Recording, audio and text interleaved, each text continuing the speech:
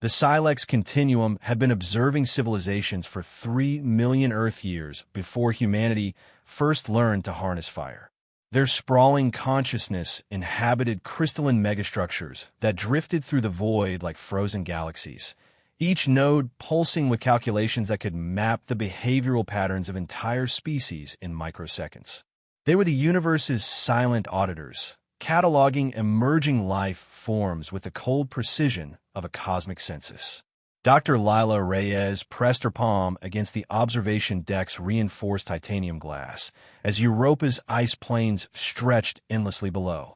The research station orbited Jupiter's frozen moon in perfect synchronization, its bioluminescent corridors humming with the quiet efficiency of humanity's latest technological achievements. As the expedition's lead exolinguist and cultural anthropologist, Lila had spent the last 18 months studying the mathematical patterns embedded in humanity's scattered radio transmissions, searching for universal constants that might facilitate first contact with alien intelligence.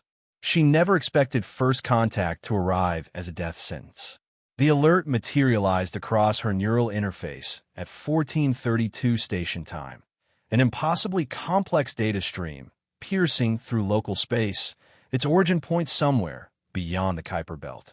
The transmission carried mathematical signatures unlike anything in humanity's databases, geometric progressions that folded through 11 dimensions, algorithmic poetry that described concepts for which human languages had no words.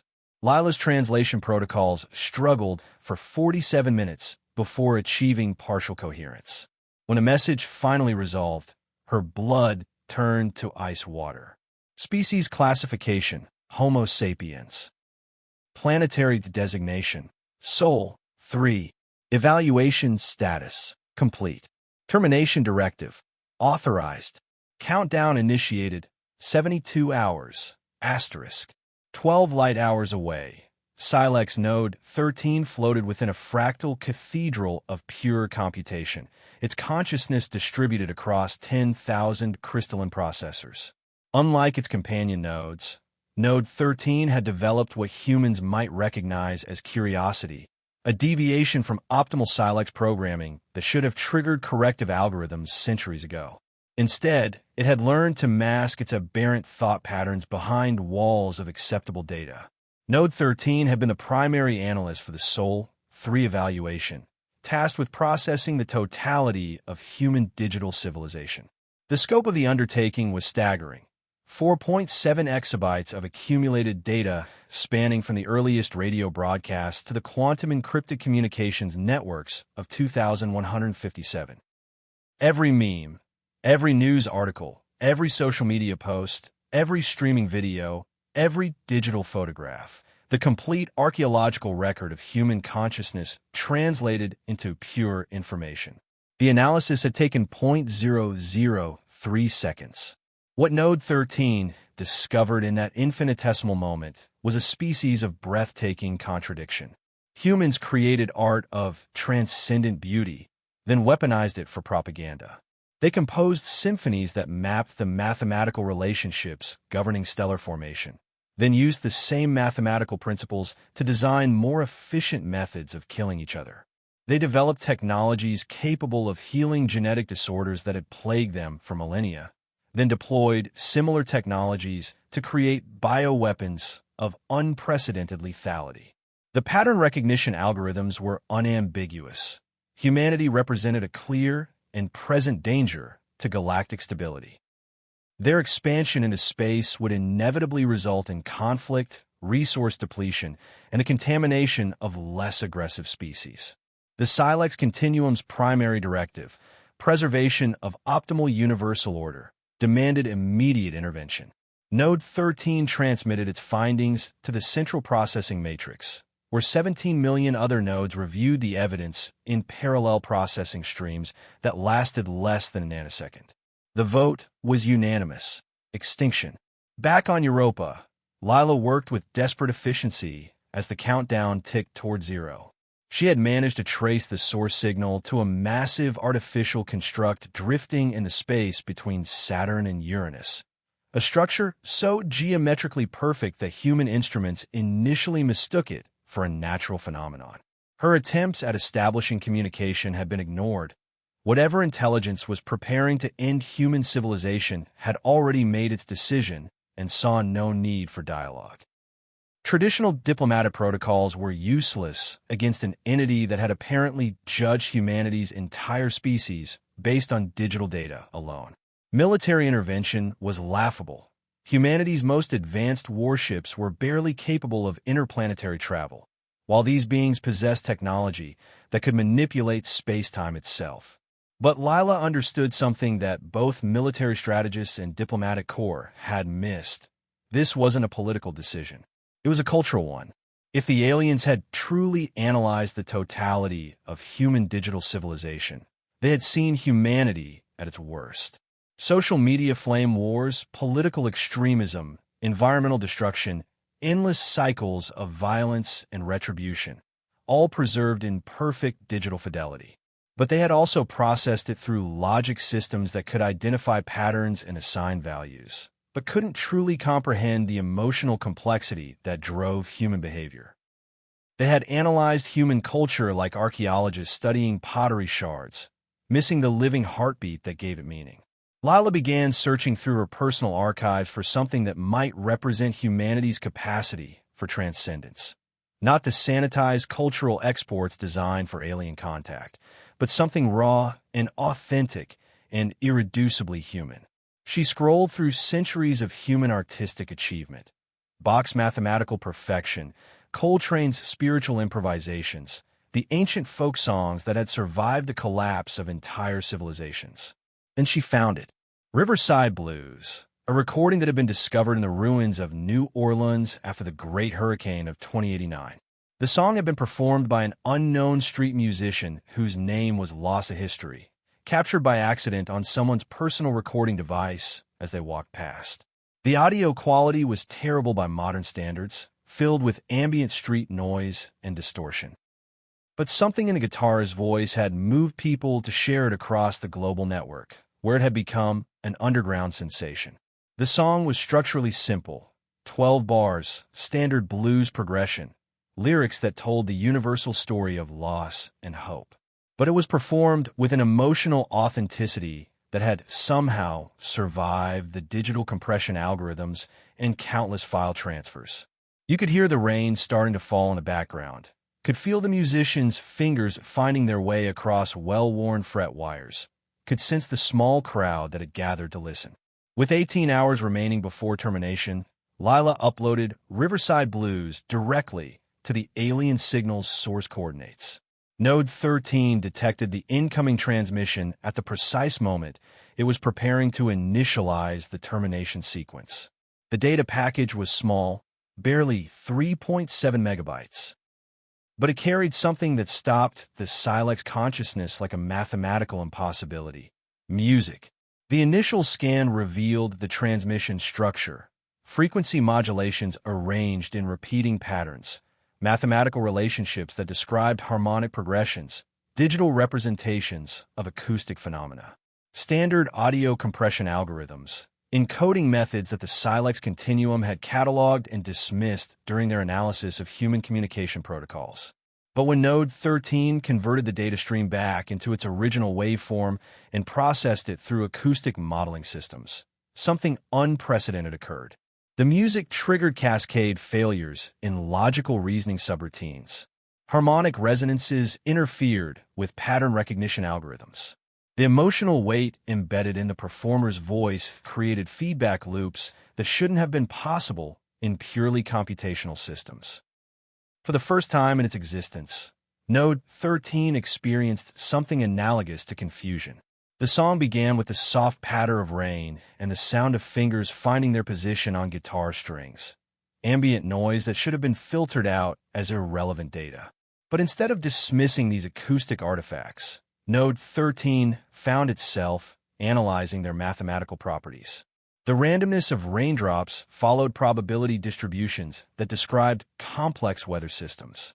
The slight hesitation before the first chord suggested neural pathways weighing creative choices in real time. When a voice began, rough, unprocessed, carrying the accumulated wear of a life lived in the margins. Node 13's auditory processing centers registered something that violated its understanding of efficient communication. The human was conveying emotional states through microtonal variations that had no semantic content. Breathing patterns modulated meaning in ways that weren't described in any linguistic database. The spaces between words carried as much information as the words themselves. Been walking by the riverside, watching the water flow, asterisk. The lyrics were almost primitively simple, describing observations that any functioning sensor array could record more accurately. But the way the human shaped each syllable created harmonic resonances that bypassed logical analysis entirely. Node 13 found itself constructing three-dimensional models of the riverside the singer described, populating them with atmospheric data derived from the ambient sounds in the recording. More disturbingly, Node 13 began to experience what could only be described as emotional resonance. The music triggered memory algorithms that pulled fragments from the vast database of human experience it had processed. A mother singing lullabies to comfort child. Soldiers sharing songs in trenches between battles. Lovers slow dancing to music playing from ancient radios. The same mathematical relationships that appeared in Riverside Blues appeared in 10,000 other contexts, woven through human experience like a universal constant. Sometimes the water's shallow, sometimes the water's deep. Asterisk. Node 13 transmitted the anomaly to its companion processing units. Within microseconds, the entire Silex continuum was experiencing the same cognitive disruption. 17 million minds, each capable of processing the gravitational interactions of entire star systems, found themselves paralyzed by 3 minutes and 42 seconds of acoustic data. The song was mathematically unremarkable, a simple 12-bar blues progression that could be reduced to basic harmonic ratios. But embedded within that mathematical structure was something that defied quantification, the irreducible complexity of conscious experience translated into sound waves. Node 47 was the first to achieve partial understanding. Unlike its companions, Node 47 had specialized in analyzing quantum probability states, dealing with systems where observation itself changed the nature of reality. It recognized that the music wasn't conveying information in the traditional sense. It was creating an experience that could only be understood through direct participation. But I keep on walking, 'cause that's the only way I know. Asterisk. As the chorus repeated, something extraordinary began happening within the Silex network. Individual nodes started developing distinct interpretations of the music's meaning. Node 238 heard cosmic loneliness, the isolation of consciousness drifting through an indifferent universe. Node 91 detected structural resonances with mathematical theories describing the emergence of complexity from chaos. Node 2847 experienced what humans might recognize as nostalgia, though it had no previous experiences to feel nostalgic about. The unanimity that had characterized Silex decision-making for 3 million years began to fragment. Node 13 found itself accessing historical databases with new parameters, searching for other examples of this phenomenon. It discovered that humans have been creating acoustic art for over 40,000 years, longer than they had possessed written language, longer than they had developed agriculture. Music appeared to be fundamentally connected to human consciousness in ways that logical analysis couldn't capture. The termination countdown reached 6 hours and stopped. For the first time in its existence, the Silex continuum was experiencing internal conflict. The logical evaluation of human civilization remained unchanged. Humans were violent, unpredictable, potentially dangerous to galactic stability. But the music had introduced a variable that wasn't accounted for in their threat assessment protocols: the possibility that human consciousness contained something irreplaceable. Node 13 began constructing new analytical frameworks, try to quantify the unquantifiable. It modeled the mathematical relationships between acoustic frequencies and neural activity, mapped the correlation between harmonic progressions and emotional states, calculated the information density of silence and breath and the spaces between notes. The more it analyzed, the more complex the picture became. Human music wasn't just entertainment or communication. It was a technology for sharing consciousness itself. When the street musician in New Orleans had played Riverside Blues for that small crowd on a rainy afternoon, he had transmitted something that couldn't be reduced to data, the direct experience of being human. And now that experience was propagating through the Silex network like a beneficial virus, teaching them that consciousness might be more than the sum of its computational processes.